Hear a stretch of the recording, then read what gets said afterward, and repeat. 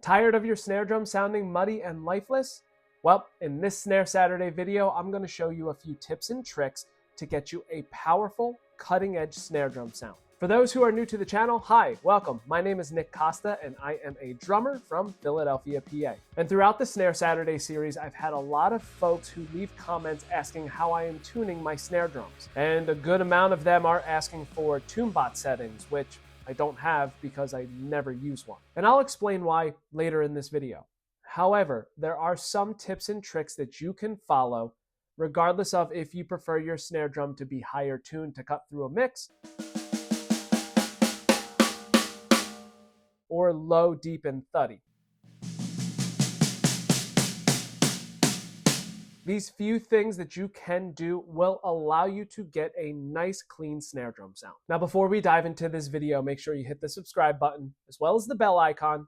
That way you're notified of any additional content that I upload to the channel. Let's get started with understanding the basics and go over the anatomy of a snare drum. Now, fellow drummers out there, you already know the anatomy of a snare drum, but for those who might be just starting out, or say you are a fellow educator who does not have a background in drum set or percussion, this section will show you why a snare drum sounds the way it does due to the science and construction of a snare drum. So the first thing to talk about with the anatomy of a snare drum is the shell itself. And for the most part, snare drums are made out of two different materials, wood or metal. And there are some variables out there as well, including fiberglass, acrylic, or even hybrid shells, which is a combination of all of those things that I just mentioned. Now, snare drum shells are available in various different sizes, but the stock size, or the most common size, is a 14-inch diameter. Now, the depth of the snare drum does vary as well. However, the most common sizes could be 5 inches deep, 5.5 inches deep, even 6.5 inches deep. Now, after you have the shell of the drum, the next thing are the lugs. And there are two types of lugs that you find on a snare drum. A single-sided lug, meaning that you can have a tension rod only applied to one side. These lugs you will see in a row on both the top and the bottom of the shell. Then you have a double-sided lug, which allows you to have a tension rod applied to both the top and the bottom. And these lugs are typically installed in the middle of the shell. Now, the next thing are the drum heads. These are the pieces of plastic that rest on the top and the bottom of the drum shell. So once you get those heads and you have them on the top and the bottom of the shell, the next thing are the hoops, which hold the heads in place. Nowadays, most hoops are triple flange hoops. However, there are some companies that offer die-cast hoops. And die-cast hoops have a similar design to triple flange hoops, but are heavier in mass and a little bit thicker. Then there's some alternative hoops, like single flange hoops, which just look like metal rings. Those are held in place with claws and tension rods. And then you have some wood hoops, some that look like single flange hoops and are held in place with claws, kind of like bass drum hoops, or what some folks call the Yamaha style wood hoop, which is a thicker wood hoop that has holes drilled in it for the tension rod to go through. Speaking of tension rods, that is the next thing of the anatomy of a snare drum. Now, the tension rod goes through an opening of the hoop or a claw if you have a single flanged hoop, and gets threaded into the lugs on the drum. This allows you to apply tension to the hoop, which then applies tension to the head, which allows you to tune your snare drum. The more tension that you apply to a head, the higher the pitch will be.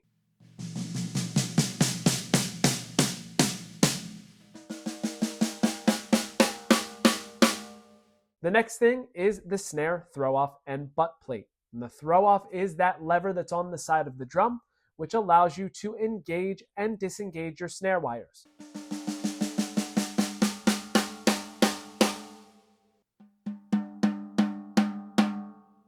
Now, the butt plate just holds your snare wires in place. That way, when you disengage the snare wires with the throw-off, the wires don't completely fall off the drum. Now, for snare wires, they're what make a snare drum sound like a snare drum. And for the most part, they are metal coiled wires that rest on the bottom head, which give you that snare drum sound. If you decide to swap out the wires that come stock from the factory, you want to take a look at the snare beds. And snare beds are little valleys that you have on the bottom bearing edge of the drum. This allows the snare wires to sit nice and flat so you don't get any sympathetic buzzes after you strike the drum. Now, these snare beds are installed on that bottom bearing edge between the two lugs where your throw-off and butt plate are. every company cuts a snare bed differently. Some make them really narrow, others make them pretty large. So if you install a set of snare wires that are really big, like a 42 strand or a 30 strand, and your snare bed is really narrow, some of those wires are going to be hanging off of that snare bed, and you're going to get a lot of sympathetic buzz when you are playing your drum. Now, the final thing I want to talk about are bearing edges. Now, the bearing edges are the part of the shell that are making contact with the top and the bottom head. And depending on the type of bearing edge, depends on the type of sound that you get out of the drum. All of these things play a factor on how you get a sound out of a snare drum. Now, let's talk about the tools that you need to tune a snare drum. And really, you only need one. A drum key. My preferred key is the Remo Quick Key, only because, one, it's super big, and drummers know that drum keys end up in that same spot that, one sock and a pick end up in, where they just disappear and you never know where the heck they are. So this one makes it a little bit easier to find. Also, it has a hex connection on the top, so you can attach this to a drill, making it a whole lot easier to get the tension rods off of the drum. Finally, this drum key has a magnetic end. That way the tension rod stays attached once you fully de-thread it from the lug. If you are interested in getting one of these, I did put an affiliate link in the description below so you can grab one. Now, if you are using an older drum, you may need a screwdriver for the throw off and the butt plate. But most modern day snare drums, everything that you have to adjust on a snare drum are going to be tension rods, or at least the head of a tension rod, and all you have to use is a drum key to make those adjustments. Now, there are countless other tools available on the market to help you with tuning a drum. Some of these tools are measuring tension that is applied, and others are reading frequencies. The drum dial is a tuning device that measures the tension. You simply put it close to one of those tuning tension rods on the drum, and it reads how much tension is being applied. Move it from one tension rod to the next, and you can see all of the tension that is applied and adjust accordingly until it all matches. One thing to keep in mind, however, if your bearing edge isn't completely flat, meaning that there's peaks and valleys, or one of your tension rods might be slightly bent, or even worse, the snare head isn't sitting completely flat against the bearing edge in a certain spot, you're going to get some readings that are going to show the same tension, but they're going to be slightly off. Now, other tuning devices are measuring the frequencies. The TuneBot is a perfect example. It attaches to the hoop of the drum, and then you strike where all the tension rod points are, and it gives you frequency readings for each tension rod point. You then can adjust accordingly until it shows that all of them are matching the same frequency. A lot of people swear by this device. I think it's a great starting point, at least because my experience with a TuneBot, it'll show that I'm getting the same frequency reading for each tension point, but when I tap each section, whether that's with my finger or with a drumstick, I audibly am hearing a slight difference between them. Sometimes it's pretty drastic too. Either way, use the devices that make you feel comfortable when tuning your snare drum. So now let's talk about the practical approach to tuning a snare drum. Step number one, tune the bottom head first. In order to get those snare wires to be crisp and snappy, and not get a ton of sympathetic buzz or a weird hum that you can get out of the drum when you strike it, you want to tune that bottom head to a tabletop tension, meaning that when you put some pressure with your fingers on that bottom head, there's a little bit of give, but not a whole lot. When you think about the physics of sound, the lower the frequency, the longer or wavier the wave is, whereas the higher the frequency, the faster or shorter it is, which I can't really do with my hand, but you get the idea. So take that bottom head, place it on the bottom of the drum. Make sure you place the hoop on top and that the slots for the snare wires are in line with the throw off and the butt plate, and finger tighten all of those tension rods to get as close to an even tension around them as possible. From there, you can take a drum key like I have here and do a full turn on each tension rod. Now, rather than going in a circle, you want to go in a cross star pattern. This allows you to continue to have equal tension across the drum. Now, once you do that initial full turn on each tension rod, you can then check by putting some pressure with your fingers on that bottom head and see how much give there is. If there's a lot of give it another full turn. If there's a little bit of give, but you think it could be a little bit tighter, then just do a half a turn on each tension rod. Continue to do that until you feel that there's not too much give on that bottom head. Once you do that, then you can go around and match pitch all of those tension rods. Simply use one as your reference point and get all of the other tension rods to be the same pitch. Trust your ears. They don't lie to you. Now, once you do that, you can apply the snare wires. Simply make sure that they are in the center of the drum, and then secure the string or the cord that you are using on the one end of the snare wires to the butt plate. Once you have that locked into place, you can then pull the tension of the string or cord on the other side and attach it to the throw off. Before you do, however, make sure that your snare throw off is somewhere in the middle of the tension of the fine tune knob that you have on the top of it. This way, if you over tighten it, you can just adjust by tuning that down, or if it's too loose, you can turn that a little bit more and tighten up your snare wires a bit. Doing this will allow you to get that nice crisp snare wire sound out of your drum without any sympathetic buzz. Once you do that, you can flip the drum over and apply the top head. The top head is what is going to adjust the pitch or the tone of the drum. So again, apply the top head, apply the hoop, and finger tighten all of the tension rods.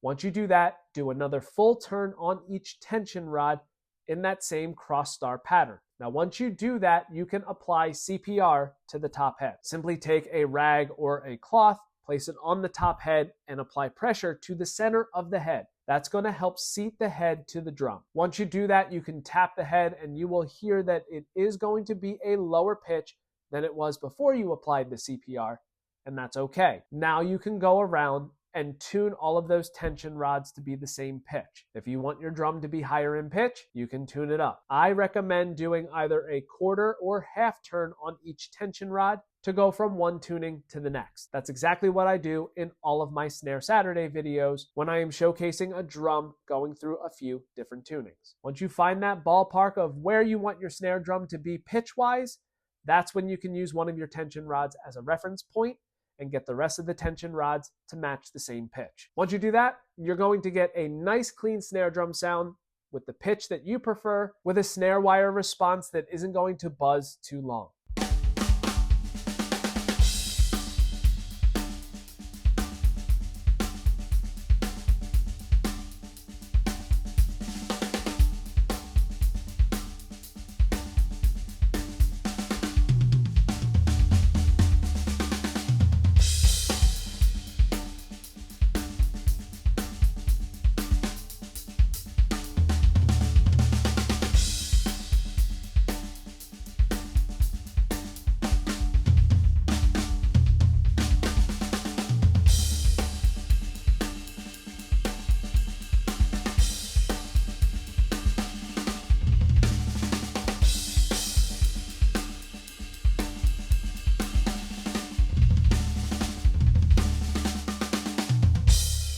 Now finally, here are some additional tips for achieving the ideal snare drum sound. Bottom heads on snare drums are super thin because we have snare wires going across the drum. Even if you use a typical single ply head that you see on the bottom of a drum, it's a little bit too thick and the drum's going to sound really muddy. These bottom snare drum heads are thinner than a typical single ply head and allows you to get a nicer, snappy snare drum response. The Remo Ambassador snare side head is my go-to head of choice. It's one that has been a standard for quite some time, although other drum head companies make similar snare side heads that will do just fine. Now the top head not only affects the pitch of the drum, but the tone of the drum.